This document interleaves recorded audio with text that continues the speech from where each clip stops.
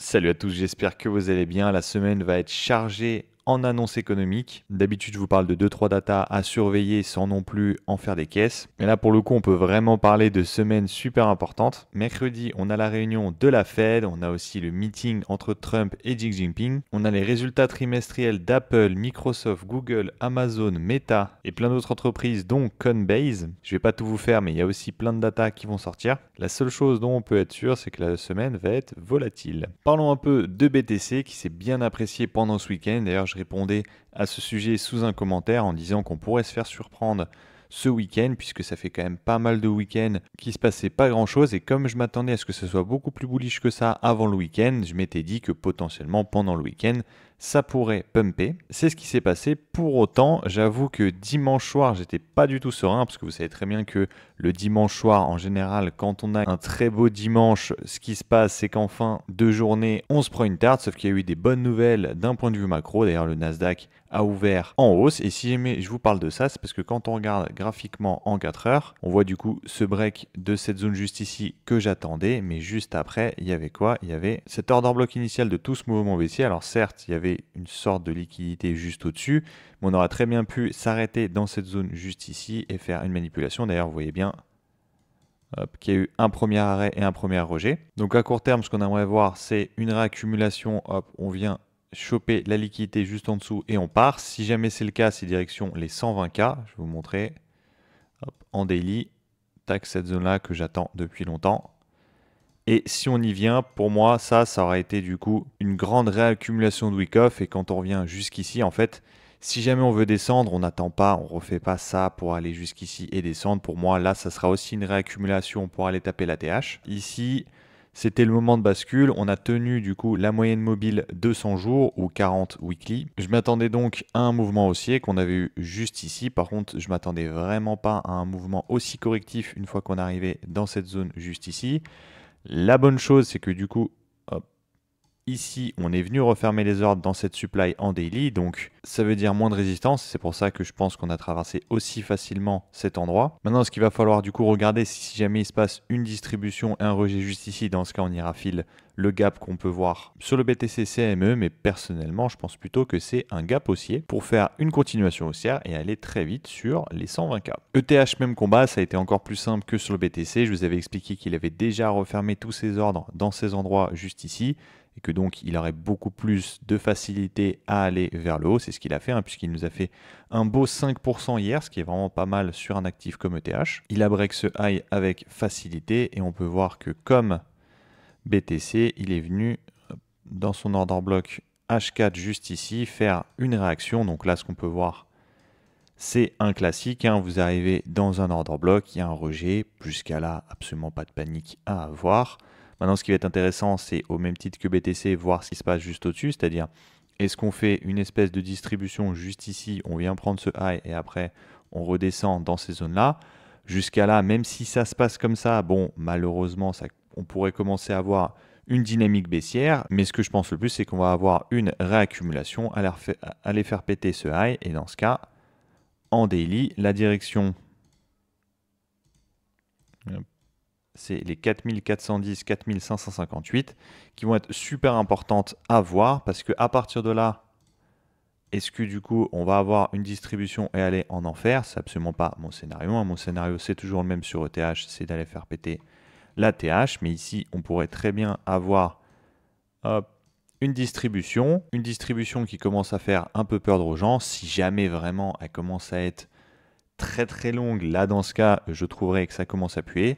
Mais pour moi, même si on veut descendre, on vient choper la liquidité juste ici. On peut même créer un FOMO avec la prise de l'ATH, et après vraiment on part en enfer. Même si mon scénario, c'est bien évidemment un ATH, on revient un peu par ici faire peur aux gens, et après on fait une continuation haussière.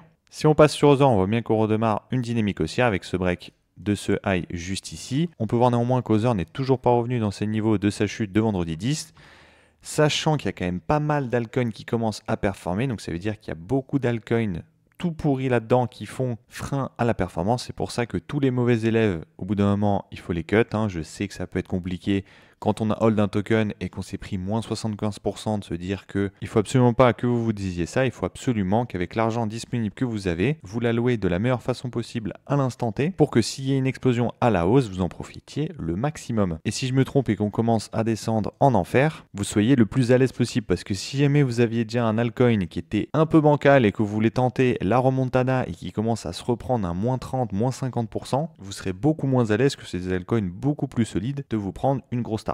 On passe sur Aster, un altcoin qu'on m'a demandé d'analyser. Alors ce qui est intéressant sur Aster déjà, c'est que la hype se dégonfle un peu. Je trouve que c'est toujours super intéressant de regarder des alts après une hype, parce que même si on n'entend pas trop parler, souvent ce qui se passe c'est que ça, je vais refaire mon schéma, il y a une hausse comme ça, après il y a des excès, on se tape une distribution, ça commence à descendre. Et quand la descente est finie, ce qui se passe en général, c'est qu'il y a une latéralisation, on n'entend pas trop parler. Soit ça va en dessous de ces lots-là, et dans ce cas, vous vous cassez, c'est que le token est vraiment décédé. Soit le token se reprend, et même si on n'entend pas trop parler, que ça fait pas les gros titres, vous prenez quand même pas mal de performance. Et quand on en reparle, c'est déjà revenu à des niveaux d'euphorie ou pré-euphorie, vous avez pris vos x2, et vous avez la possibilité de vous barrer et vendre à ceux qui vont essayer de rejouer le projet, ou de continuer une hausse haussière en profitant de l'euphorie court terme. Moins de théorie, plus de pratique. Qu'est-ce que je pense de Aster ? Vous avez deux options. Option 1, vous voulez jouer à l'instant T, court terme, vous pensez qu'il va y avoir un rebond. Dans ce cas, vous tentez d'y aller tout doucement. Si jamais on revient un petit peu tester, on va aller voir en interne après ce qui s'est passé, vous pouvez rebid. Et si jamais on passe sous ce lot juste ici, vous vous cassez. En interne, je ne suis pas trop fan de ce que je vois en 1 heure. On a pris des liquidités juste au-dessus. Là, on fait une distribution. Je ne sais pas ce qui s'est passé à 8 heures, mais il y a eu une grosse baisse. Là, on pourrait revoir une break, au niveau de ces niveaux-là. Donc, je conseillerais de bid à peu près dans ces niveaux si vous voulez retenter une hausse. Si jamais vous voulez vraiment bid parce que vous croyez qu'à court terme, ça va péter à la hausse, dans ce cas, vous pouvez commencer à rentrer tout doucement. Si jamais vous aviez prévu, par exemple, 1000 €, vous pouvez toujours rentrer 500 ici. Si jamais on redescend, vous mettez 500 dans ces zones juste ici. Comme ça, si on se tape un lot juste en dessous et que vous vous cassez, vous prendrez moins cher que si jamais vous avez mis vos 1000 balles juste ici. Option 2, vous attendez une latéralisation et là, vous rentrez dans cette zone-là. Pourquoi ? Parce que vous avez moins de chances que ce lot qui soit brisé juste ici soit de la liquidité à court terme, ou même qu'on aille un peu plus bas. Si vraiment on commence à latéraliser comme ça, en général, quand on va chercher plus bas, ça pue. Soit c'est une énorme accumulation, et dans ce cas, vous allez le voir très rapidement, puisqu'on vient break en dessous, il y a une très forte réaction à la hausse, et dans ce cas, vous repartez. Et sinon, on vient tout simplement faire une latéralisation comme ça, break par le dessous. Il n'y a absolument pas de rebond haussier, juste ça continue. Dans ce cas, vous êtes au courant qu'on va plus bas et vous vous barrez. Au niveau des targets à court terme, il y a la target des 1,259. Il faudra regarder qu'est-ce qui se passe au-dessus, est-ce qu'il y a une distribution. Mais il faudra faire gaffe parce que c'est une grosse zone de vente. Il y a de la liquidité au-dessus ici. Donc pour moi, ça sera une zone où il y aura une correction à la baisse. Et à moyen terme, la zone évidente, c'est les 1,599. C'est au-dessus d'un fort niveau de liquidité. Il y a aussi le crash de vendredi 10 qui est juste ici. À moyen terme, c'est vraiment la zone qu'il faudra surveiller puisque c'est pour moi la zone où il y a le plus de chances de redescendre après l'avoir break. On m'a aussi demandé mon avis sur Injective.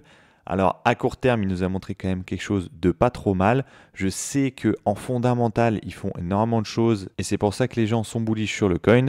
Ce que je vois sur le graphique, c'est qu'on n'était pas loin de la mise à mort. Pour moi, si on breakait les 7,77 à la baisse, c'était finito et c'est toujours le cas. En dessous de ces niveaux, ça pue de fou. Mais à court terme, on voit qu'avec cette petite bougie haussière, ici, on voit bien que ça se défend pas mal. Si jamais on arrive à break les 9,19, pour moi, on va aller break les 10,09. Et si jamais c'est le cas, il faut regarder ce qui se passe au-dessus. Si jamais, on va avoir une réaction, mais si jamais on a une réaction au-dessus et qu'on arrive à réaccumuler pour aller partir, l'endroit qui est obvious, c'est l'order block de la chute de vendredi 10, donc les 11,79, 12,44. À partir d'ici, si on y arrive, ce sera à vous de vous poser la question, est-ce que vous voulez encore de l'actif ou pas dans votre portefeuille, puisque ce sera la zone avec les plus fortes probabilités de venir aller rechercher vers le bas. Je ne parle pas de tout de suite aller crash, mais en tout cas de revenir corriger par ici. Si vous commencez à douter du token, autant le vendre dans cette zone. C'est tout pour moi aujourd'hui. Demain, je vous ferai sûrement une petite vidéo très légère où on verra ce qui s'est passé sur BTC, ETH et peut-être un ou deux altcoins que vous me demanderez en commentaire ou que je choisirai moi-même. Et surtout, je vous donne rendez-vous mercredi 20 h pour mon live spécial FOMC. On regardera ce que dit Powell en live, la réaction sur les marchés. Vous pourrez me poser vos questions en même temps. J'ai bien aimé mon premier live, j'ai hâte de faire ce second. Et durant ce FOMC, ça risque d'être super intéressant. Sur ce, ce, je vous dis merci pour le temps que vous m'avez consacré. À la prochaine.